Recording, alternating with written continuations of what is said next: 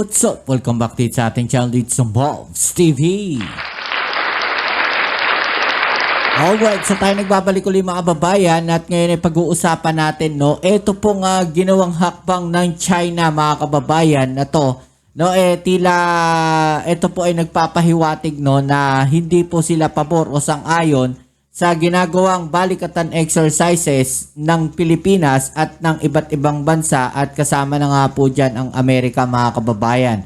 At itong ginawa na to ng China ay posible pong magdulot ng isang napakalaking gera o digmaan mga kababayan. Okay? So ikaw na nandiyan dyan, no, na nanonood at biglang magkokomento na fake news, ina-advise ko sa'yo, panoorin mo muna tong video na to bago ka magkomento ng fake news dyan, ha? Bakit natin nasabi mga kababayan, Shandong aircraft carrier at 8 pang barkong pandigma ng China. Pumasok po yan sa Pilipinas o sumugod po, no? Pumasok sa Pilipinas mga kababayan. Wala talaga tong China mga kababayan. Sino ngayon ang gumagawa, no, ng kapusukang hakbang, no, dito po sa ating territorial waters? Sino po ngayon, mga kababayan, ang sumisira sa kapayapaan, no, dito po sa ating parte na to ng Asia, mga kababayan, no? Anong masasabi nyo sa ginagawa na tong hakbang ng China? No, dahil imagine ninyo, no, aircraft carrier po nila at 8 warship ng China, 'di ba? Pumasok po sa territorial waters ng Pilipinas, mga kababayan. I-comment sa ibaba ang inyong mga opinion na natin yung pag-usapan. Alright? Pero syempre, bago ang lahat, please don't forget to subscribe, like, share, at comment dyan sa comment section. At muli po nating ina-advise doon po sa mga nagko-komento palagi ng fake news dyan. Matutong manood. No?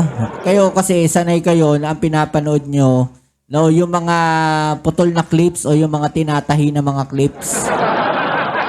No, sanay kasi kayo sa fake news, sanay kayong manood ng fake news, kaya yung bukang bibig ninyo o mga lagi ninyong komento ay fake news. Okay? Kayo yung mga taong fake news. Okay, so ito, panoorin natin tong balita na to mga kababayan, kung ano nga ba ang ginawa ng China, no? Let's go. Sa unang pagkakataon, nakapasok sa karagatan ng Pilipinas ang aircraft carrier ng China. Agad itong niradyohan ng mga barko ng Philippine Navy, subalit walang reply. Yan yung sinasabi natin mga babae, no, na dapat, no, meron tayong nagpapatrolyang mga barko ng Philippine Navy at Philippine Coast Guard, no, doon po sa boundary, 'di ba? O doon sa mga lugar na kung saan, no, ay talaga namang madali silang makapasok. Let's say yung boundary. Ano yung sinasabi nating boundary, mga kababayan? Kung hanggang saan yung ating territorial waters. Diba? Dapat meron tayong mga barko na nagpapatrolya talaga dyan. Okay, so ito, this time, may nagpapatrolya po na barko dahil nakapag-radio challenge po sila. Diba? Very good. No, napakagaling ng ating Philippine Navy at Philippine Coast Guard, mga kababayan. Kaya lang sadyang mga bastos itong mga Chinese na to o sadyang hindi marunong mag-intindi ng English. Ni-radio challenge sila, hindi sila makasagot kasi siguro hindi sila marunong mag-English. No, pero nakakabahala to at nakakatakot tong ginawa na to ng China, mga kababayan, ha? Medyo malapit din ito kasi sabihin nating Batanes area sila. No, medyo malapit to, diyan po sa Sambales, no, sa pinaggagawaan po, no, ng balikatan exercises, mga kababayan. Medyo nahiya pa sila ng konti sa taas pa ng parte ng Pilipinas, no. Sa unang pagkakataon, nakapasok sa karagatan ng Pilipinas ang aircraft carrier ng China. Agad itong niradyohan ng mga barko ng Philippine Navy, subalit walang reply. Si Patrick De Jesus ng PTV sa Balitang Pambansa. Pumasok sa loob ng archipelagic waters ng Pilipinas ang Shandong aircraft carrier ng China. Una itong namataan noong April 22 at lumapit ng 2 nautical miles lamang mula sa Babuyan Islands. 2 nautical miles lang, mga kababayan. Sobrang lapit niyan, mga kababayan. At talaga naman parang nang uudyok tong mga Chinese na to, mga kababayan. No? Di mo malaman kung nang gagago, no? Di mo alam kung nananadya ang mga nanggagago tong mga to, no? Tapos pagka pinatulan mo naman kung ano-anong sinasabi nila, iyak-iyak sila. Diba? Shandong aircraft carrier ng China. Una itong Okay, Shandong aircraft carrier ng China, mga kababayan. Hindi ko alam kung ito yung pinakamalaki nila, no? Pero yung titignan natin, no, ilang aeroplano lang to. 1, 2, 3, 4, 5, 6, 7, 8, 9, 10. Let's say 15 no, na aircraft yun nandito po. No, hindi pa rin siya kayang ikumpara dun sa mga aircraft carrier ng Amerika, mga kababayan. Di ba? Hindi ko lang sure kung ito yung pinakamalaking aircraft carrier ng China, no? aircraft carrier ng China. Una itong namataan noong April 22 at lumapit ng 2 nautical miles lamang mula sa Babuyan Islands. Grabe, lapit, Kasama nito ang 6 pang warship at 2 support vessels. Kaagad nag-deploy ng maritime assets ang Naval Forces Northern Luzon at AFP Northern Luzon Command para bantayan at radyohan ang mga naturang barkong pandigman ng China, pero hindi sumagot ang mga ito. While the Diba? Bastos yung mga yan eh. Alam nyo, ako mismo nang gigigil ako. Alam nyo yun, kung ikaw lang merong lakas o kung meron ka lang pwedeng gawin, no, mga babayan, na kung nandoon ka, parang gusto mong pasabugan tong mga barko na to ng China eh, no? Alam mo, nakakagigil yung ginagawa nila. Sumagot ang mga ito. while the normal procedure is for warship or foreign ship to reply, there are some instances na hindi sumasagot ang mga ito. This is one particular instance that the Shandong carrier battle did not give any reply. At the moment, it was challenged. Ayon sa Philippine Navy, ito ang unang beses na lumapit sa baybayin ng bansa ang aircraft carrier ng China. Expeditious o tuloy-tuloy naman daw ang naging paglalayag nito na ngayon ay huling namonitor 115 nautical miles mula sa silangang bahagi ng Santa Ana, Cagayan. Alam mo, merong merong gustong ipahiwatig yung mga yan. Hindi naman pupunta yan o dadaan yan dyan kung wala silang ipinapahiwatig, mga kababayan eh. Protesta yan, no, doon sa balikatan exercises na ginagawa ng Pilipinas. 'Di ba? Protesta yan. No, yung napakaliwanag ng kanilang mensahe diyan. 'Di ba? Hindi sila sumagot eh. 'Di ba? What if kung ang gawin natin hindi kayo sumagot at bigla kayong tirahin ng mga missile launcher? 'Di ba? Tsaka kayo magrereklamo, tsaka niyo sasabihin na na innocent passage lang. Ganyan po ang ginagawa nito mga Chinese na to, mga babayan. No, nang uudyok sila, no, nakakagigil, alam niyo 'yun. It is within our territorial waters, but we can Territorial waters na 'yan, mga babayan, ha.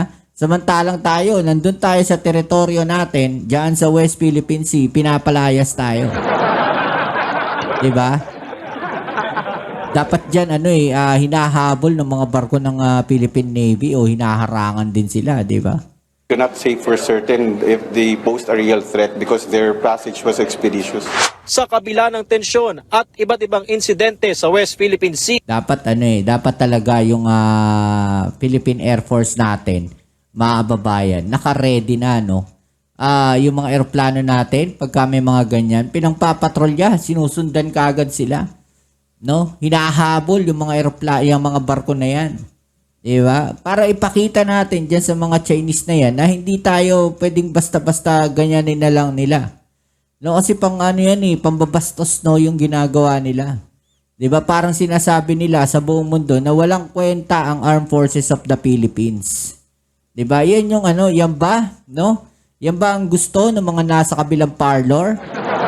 Yung ayaw nilang bumibili ng armas ng Pilipinas, ayaw nilang bumibili ng barko, no, ang Armed Forces of the Philippines. No, kinukundi na nila yung ginagawa ng ating Pangulong Bongbong Marcos na pagpapalakas ng Armed Forces of the Philippines, yung pagbili ng eroplano, ng missile system, no, ng mga barko ng Philippine Coast Guard at Philippine Navy. Kinukundi na nila yan, kinu-question nila ng mga nasa kabilang parlor. Yan ba yung gusto ninyo? Anytime nakakapasok yung mga barko ng China, no, sa territorial waters ng Pilipinas, no, yung mga makikitid ang isip dyan, ngayon mag-isip-isip kayo. Dahil kung sakali magkaroon ng kaguluhan, no, wala naman kayong iba pwedeng sisihin kundi Pangulong Bongbong Marcos pa rin eh. Kasi ganyan kayo mag-isip, may gawin o wala ang gobyerno, sisisihin nyo ang gobyerno kasi sarado isip nyo. No? Ganyan kayo. It is within our territorial waters, but we Nasa loob ng territorial waters natin, no? cannot say for certain if they pose a real threat because their passage was expeditious. Sa kabila ng tensyon at iba't ibang insidente sa West Philippine Sea, patuloy pa rin ang diplomatikong paraan sa pagresolba ng mga isyu rito. Kabilang na rito ang isinusulong na pagkakaroon ng South China Sea Code of Conduct. Ayon kay Foreign Affairs Secretary Enrique Manalo, lahat ng mga bansa sa ASEAN ay umaasang may sasapinal ito sa susunod na taon kung kailan ang Pilipinas ang host country ng ASEAN Summit. Kasama raw ang China sa may commitment para sa pagbuo ng South China Sea Code of Conduct at target na magkaroon ng iisang konsensus o kasunduan para rito. It's contentious in the sense that there are issues that need to get the consensus of all countries. But as the President said, we still have to address important issues such as the scope of the code, also the nature of the code and its relation also to the declaration of the code principles adopted in 2002 on the South China Sea. Well, we're all politically committed to achieving having a code by next year, but we'll see. We'll try our best. Samantala, patuloy na binabantayan ng mga opisyal ng Pilipinas sa China ang sitwasyon ng 3 Pinoy na naresto roon dahil sa umunoy pang-espiya. Nagpaabot na rin ng tulong ang gobyerno sa mga pamilya ng ating mga kababayan na taga Palawan. Ang tanong totoo kaya no na mga espiya ng China yan? No? Baka naman ginagawa lang ng issue ng China o nagre-retaliate lang sila dahil napakarami po mga mga Chinese na spy ang nahuhuli po sa Pilipinas, mga kababayan. Diba? So para masabi no na meron din mga Pilipinong spy, ay ganyan yung ginawa nila. Hindi natin alam kung ano yung ginawa nila, no? May nagsasabi nga na na parang hawak daw ng China, no, yung mga yan. Huwag naman sana kasi mga kababayan natin yan 'Di ba? Huhulihin ng China na ganyan na wala namang ginagawa. 'Di ba? Na hindi naman totoo. Oh. 'Di ba? Dapat yung mga yan sinasabi nga nila na parang strategy nila na kung saan huhulihin nila yung mga Pilipino na yan, tapos in exchange doon sa mga nahuli ng mga Chinese spy. Nangyari na raw yan sa ibang bansa, mga kababayan. Parang palit ulo, no, yung gagawin ng China dyan, mga kababayan. Tignan natin. No, kasi kung yun ang mangyayari dyan, mga kababayan, at nangyari, no, na nagpalit ulo, mapapatunayan natin mga Chinese spy talaga, yun nahuhuli dito sa Pilipinas. Diba? Kasi nangyari na sa ibang bansa Oh. Kasi nawalan ng hanap buhay yung kanilang mga mahal sa buhay na nandun nga sa China at naaresto. Medyo mahirap kasi yung pamilya, no? Hindi ito middle class. Nanindigan din ng NSC na questionable ang ginawang pag-aresto at mukhang scripted ang umano'y pag-amin ng 3 Pinoy na produkto ng Sisterhood Agreement Scholarship Program sa pagitan ng Palawan at Hainan Province. Ang balita ko, nagdadalawang isip ng ibang mga local government units. They're reviewing their sisterhood agreements with China kasi tinan mo naman to, no? Ba't kasi nakikipag-agreement kayo sa China na hindi ata alam ng gobyerno, ng national government?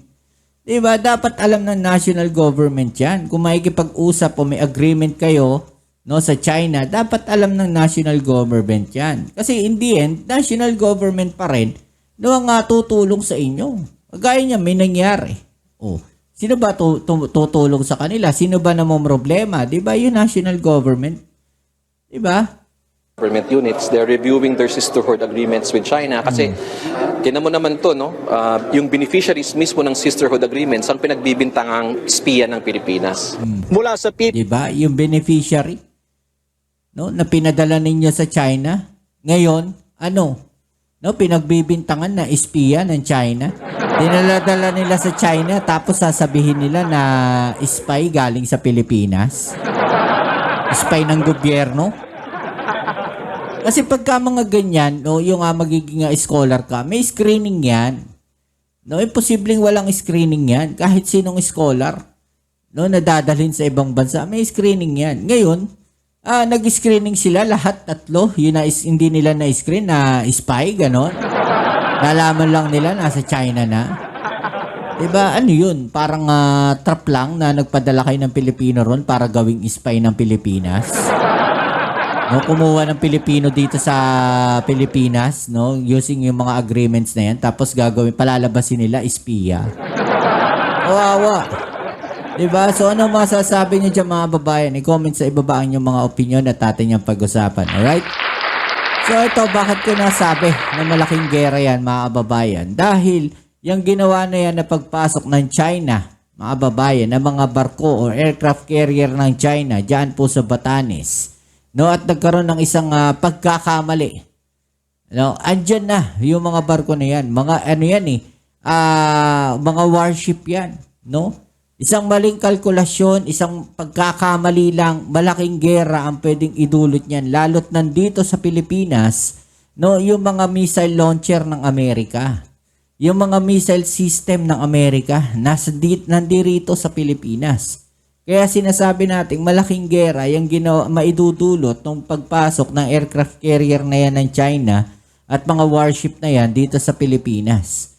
No, isang malaking pagkakamali lang o isang maliit na pagkakamali lang, kamo na lang. No? 2 nautical mile sa Babuyan Islands, mga babayan. 'Di ba? O pwede na tayong gumawa ng hindi maganda sa kanila. No, po pwede na nating gawin yung gusto nating gawin. Diba? Pero nirerespeto pa rin ng Pilipinas, no, ang international law. Okay? So, anong masasabi niyo dyan? I-comment sa ibaba ang inyong mga opinion na atin yung pag-usapan. Alright? So, yan muli. Kita-kits tayo sa ating next video upload. Ito ang inyong Kuya Mobs sa Mobs TV. Peace. I'm out.